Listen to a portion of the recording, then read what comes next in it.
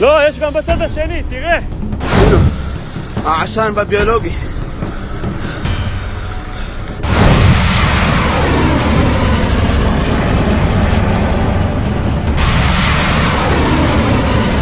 Trump की चाहत थी कि ईरान में घुसे अमेरिका की सेना। ट्रंप की चाहत थी कि यह सेना अंदर घुसकर ईरान में अव्यवस्था पैदा करे। यह ट्रंप की चाहत थी कि ईरान पर वेनेजुएला वाली तर्ज पर कब्जा करने की कोशिश करे, लेकिन इस चाहत पर किसी और ने नहीं बल्कि अमेरिकन सैनिकों और उनके कमांडर्स ने पानी फेर दिया। जी हां, साफ साफ मना कर दिया यह काम हम नहीं करेंगे, किसी कीमत पर नहीं करेंगे। और उसके बाद ऐसे कमांडर्स के खिलाफ कार्रवाई का दौर शुरू हुआ।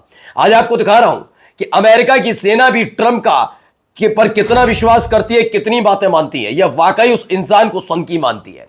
क्योंकि इससे पहले जब ट्रंप कह रहे थे कि स्ट्रेट ऑफ हॉर्मूज में अपने शिप भेजेंगे और सबके लिए खड़े हैं हम, तब खुद आगे आकर जो अमेरिकन की नेवी है उसने कहा है कि हम तो खुद युद्धपोत लेकर वहां खड़े हैं, हमारी हिम्मत नहीं है। अगर कोई अमेरिकन कंपनी अपना शिप भेजती है स्ट्रेट ऑफ हॉर्मूज में तो उनकी जिम्मेदारी हम बचा नहीं पाएंगे। लगातार बगावत की खबरें निकलकर सामने आ रही हैं। इन सब के बीच दिखाऊंगा अमेरिका के एक और ठिकाने पर बड़ा हमला ईरान की तरफ से। इजराइल की केमिकल कंपनी उड़ा दी गई, पूरी फैक्ट्री उड़ा दी गई है, जिससे हालात और बिगड़ते नजर आ। कई और महत्वपूर्ण खबरें भी। नमस्कार, मैं हूं प्रज्वल गौतम और आप देख रहे हैं the live TV. The live TV, सच सबसे आगे। सबसे पहले ये देखिए, ये 7 कमांडर्स का चेहरा केवल दिखाया गया है, लेकिन इसमें खबर बड़ी है। खबर लिखी गई है, what happened today in America was almost a military coup, यानी बगावत, सैन्य बगावत के तौर पर देखी जा रही है। दावा है 30 जनरल है जिन्होंने ट्रंप के ऑर्डर को हवा में उड़ा दिया, कह दिया किसी भी कीमत पर नहीं, ना हम जाएंगे और ना कोई आदेश देंगे, ना हमारा सैनिक जाएगा।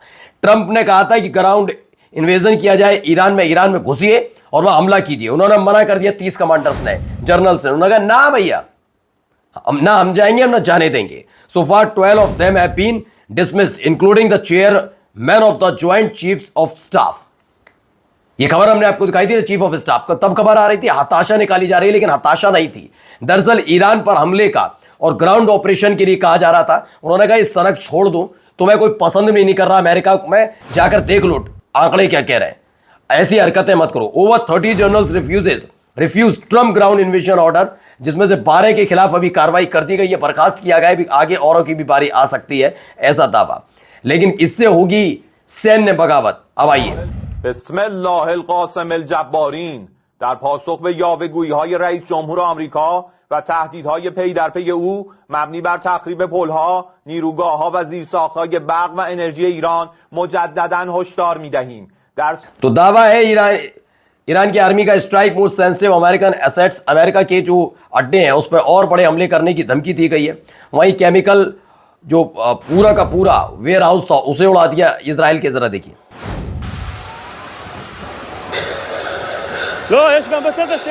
सांस लेने में दिक्कत हो रही है भाई। केमिकल वेयर हाउस है ये बर्शिवा में। तो बर्शिवा में इसे उड़ा दिया गया। तो बर्शिवा में ये बड़ा हमला। दावा किया था aftermath of Iranian missile strike on an Israeli chemical warehouse earlier. Beersheba में हमला हुआ। बेनई बैक में भी कैसा अटैक हुआ है, जरा देखिए हालत क्या हो गई है।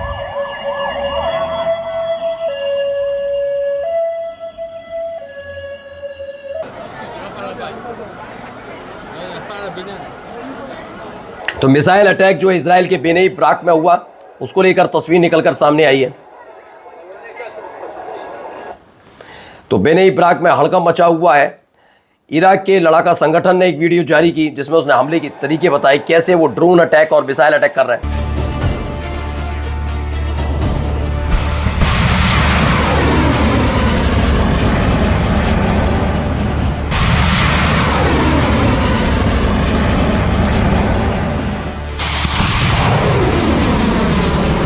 तो इसमें इराक का resistance strike US base with al Arqab missile, al Arqab missile से बड़ा हमला किया गया है। इराक के लड़ाका संगठन ने यह अमेरिका के बेस पर अटैक किया। ऑयल डिपो उड़ा दिया, एक केमिकल फैक्ट्री के साथ साथ ऑयल डिपो उड़ा दिया इराक में।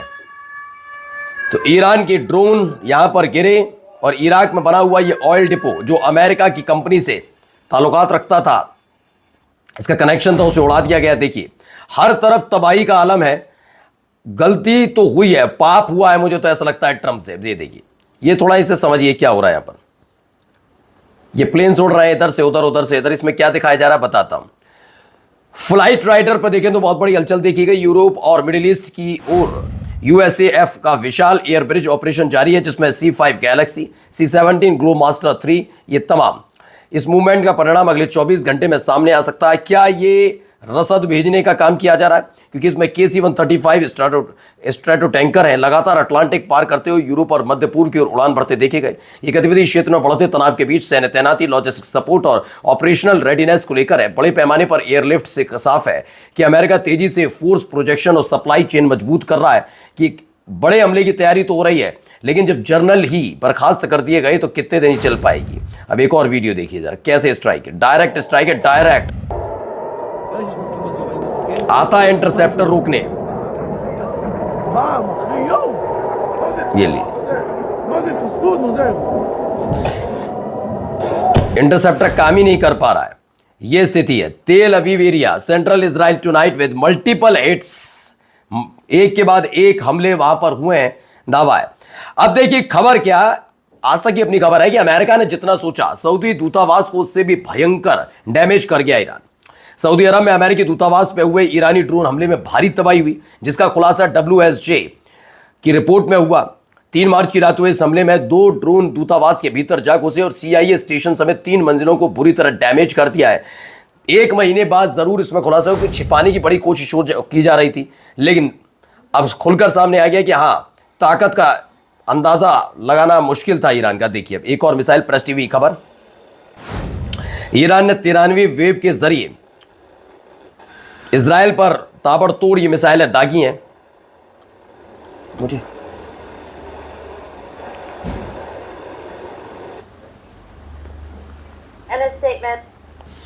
तो ये बड़ा हमला क्लस्टर वॉरहेड का इस्तेमाल किया जा रहा है। देखिए क्लस्टर वॉरहेड, ये देखिए फिर क्लस्टर मिसाइलें निकाल ली इसने।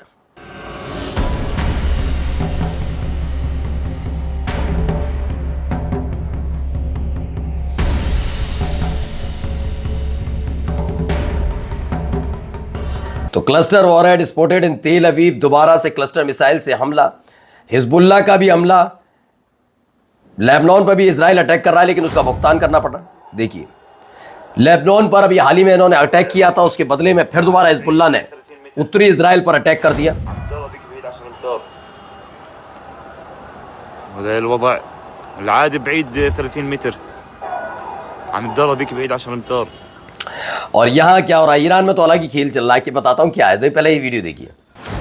इसके जरिए ये ईरान के झंडे लेकर, हाथ में हथियार लेकर क्या कर रहे हैं, ये ढूंढ रहे हैं उस अमेरिकी पायलट को जो फाइटर जेट मार के रानी के बाद गिरा था। السلام عليكم يلا يلا السلام پرچم همیشه بالا. حاجی سلام علیکم، خسته نباشی، خسته نباشی. یلا سلام علیکم حاجی، سلام علیکم. حدیث چیه؟ پیدا شدی؟ ان شاء الله پیدا میشه. ان شاء الله ان شاء الله. उन्होंने कहा don't worry we will find him, हम उसे ढूंढ लेंगे। जो अमेरिका का F-15 फाइटर जेट ईरान ने मार गिराया था, उसका पायलट गिरा ईरान में ही है। अब उसे ढूंढा जा रहा है, कह रहे हैं टेंशन वाली बात नहीं, उसे ढूंढ लेंगे। एक और वीडियो सामने आया जिसको लेकर कहा गया कि खुजिस्तान के बख्तियारी हना बदोश अमेरिकी पायलट को ढूंढने के लिए हथियार लेकर पहाड़ों में निकल पड़े। वीडियो के हिस्से में कहते सुने जाता है कि चिंता मत करो, मैं मिल जाएगा। यानी वो मिलेगा, कहीं कहाँ बचकर जाएगा, उसे पकड़ ही लेंगे, ऐसी बातें कही जा रही हैं। वहीं तेल अवीव को फिर से बड़ा झटका लगा, उसकी भी तस्वीर हम आपको लगातार दिखाई रहे।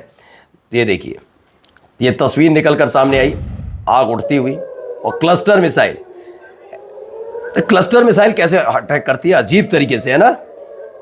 ये छोटी छोटी जो है ना, ये रिहायशी इलाकों में बड़ी तबाही का आलम बनते हैं, बहुत मतलब अच्छी तरीके से नुकसान तो पहुंचाते हैं। ये एक और देखिए, ये बड़ा हमला किया गया है, जरा ये देखिए।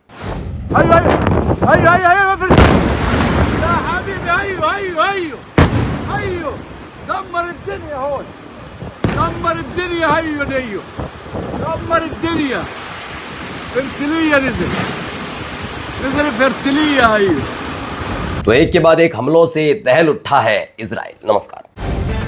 द लाइव टीवी, सच सबसे आगे।